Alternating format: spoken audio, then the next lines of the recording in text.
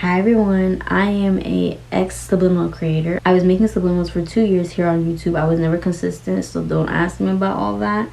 But I have also been studying manifestation for over 8 years now. And today in this video, we're going to be talking about some more things I know about subliminals as an ex-subliminal creator. Like, let's spill the tea, let's spill the beans. About some things that also some subliminal creators don't want you to know. And how you can actually make subliminals work for you immediately. So let's get into it. In my last video I made talking about subliminals, some people were asking me, what's the difference between rampages and subliminals? Audio rampages are affirmations that are looped over and over again. Subliminals are audio tracks that have affirmations in the background, frequencies, bilateral beats, and are covered by music, rain noises, thunder noises, whatever kind of noises, or even their silent subliminals. A common question for both of the two, rampages and subliminals, what are the best times to listen to either or? So to be honest, the best thing you can do when you're awake, listen to subliminals. I explain all the science behind it in my first video. I suggest you guys check that out. So with affirmations, I recommend that you listen to them during the nighttime when you're sleeping, just because your conscious mind is shut down when you're sleeping, and the affirmations can literally get right into your subconscious mind. Now with subliminals, I recommend that you listen to them while you're awake during the day, just because it doesn't matter if you're sleeping or not. Because the thing with subliminals, with like music especially, your conscious mind is distracted with the music. So your conscious mind is too focused on the song because you're vibing if it's a song you like and blah blah blah, and your subconscious is taking in all the information. And yes, that includes the song, and yes, that includes all the affirmations in the background that you cannot hear. People say, oh, but I can't hear the affirmations in the subliminal. That's the point, honey. You don't have to hear them. Trust me, your subconscious mind is so incredibly powerful. It can take up absolutely every little sound. And yes, it is okay if you listen to a subliminal while you sleep. It will work the same way, but it's recommended that you do it that way. Do not listen to subliminals while operating heavy machinery, and yes, that means driving. Do not listen to subliminals while driving, just because it can put you in a very drowsy state. So another thing I have to address, people say, okay, but why am I getting nightmares and things like that from listening to subliminals? You do not have to be afraid of subliminals, y'all, because I know a lot of people hear these things and like, oh my gosh, I don't know if I should listen to them. Listen, calm down, okay? Calm down, honey. Because the thing is, that's not true. I have experienced this where I was listening to subliminal and I got a nightmare overnight. But people say the reason why is because your mind is flushing out all the negative old beliefs and things like that. So you may have a nightmare, even if your nightmare doesn't have to do with your subliminal or the topic of your subliminal or whatever. But yeah, you don't have to be scared in that sense. I think where you need to be more hesitant and more alert is, say for example, if you're listening to a subliminal and it just doesn't feel right. Listen to your intuition when listening to subliminals. It just doesn't feel like this is for me. Turn it off immediately. And it's not that the creator is like deliberately putting bad affirmations. Sometimes it just doesn't fit you. Unfortunately, yes, there are weird people that put negative affirmations and try to make you do all kind of crazy shit. I hope there's not a lot of people that do that. I don't think there is. I don't know. But still, make sure that you're staying alert. Make sure that you're feeling how you feel when you listen to a new subliminal. One subliminal that was gone, and I listened to it majority of like when I started listening to subliminals when I was 11, 12.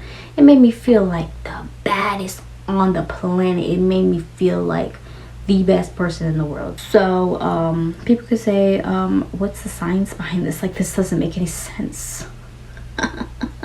Well, honey, you just have to try it yourself. I don't know, do your own research about it. If you really are super logical and you know, do your thing. I don't blame you, because I didn't believe in none of this shit either. I was like, this is a lie. But just do your research. I don't know, I'm not even trying to convince you to listen to subliminals. Do what you want. You have free will. I'm not forcing your hand. But yeah, what else? This is a common thing, because people say, oh, but I tried subliminals and it didn't work. Well, honey, I'm going to tell you straight up. You have to believe that the second you put on the subliminal, it's working.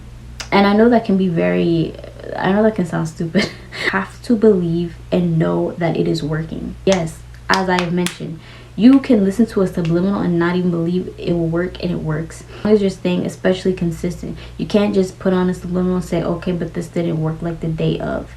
Honey, it might not. It might. I don't know. But specifically, and all subliminal creators and people say this, listen to a subliminal for at least 21 days. At least 21 days.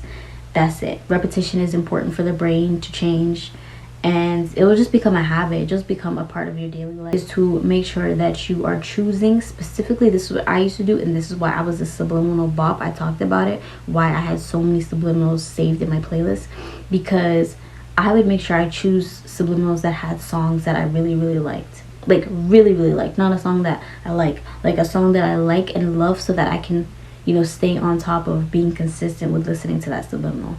But a lot of the music you listen to nowadays are literally subliminals. Frequencies are put in songs. Frequencies is music. So yeah, a secret that subliminal creators do, they be marketing the shit out of their things. And you know, it's things like, warning, this subliminal will make you extremely powerful, force, blah blah blah, listen only one time, warning, you only better listen to this one time. Obviously that makes you believe that, damn, this subliminal is powerful as fuck. 9 times out of 10, it's the same as any other subliminal. But that's also what helps you get your results. Think about it here. Think about it here. They're telling you that this subliminal is going to make you have your results by the end of the video. It's the subliminals that tell you that you literally end up having results end of the video, when the video starts, whatever.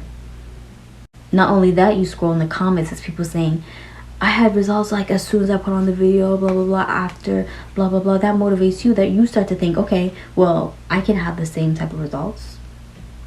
And then it happens. But you gotta think about it. It's all about not only just affirming to people that this will work, that will work, but also just basic marketing. Because at the end of the day, the people that post it on YouTube and these platforms, they gotta make their coin, and I'm never gonna disrespect the hustle. So yeah. So the most annoying thing happened. I made a whole section talking about subliminal boosters and subliminal flushes, and what those are, it's just basically subliminals that help you remove limiting beliefs, negative beliefs, things of that nature. So let's quickly talk about it for this last section of the video. I apologize that the camera footage of me talking about it got deleted, and I have a cold, so my bad. So for starters, there's a difference between subliminal flushes and subliminal boosters. So subliminal flushes are subliminals that have affirmations like, I have released old negative beliefs, old negative patterns, things like that.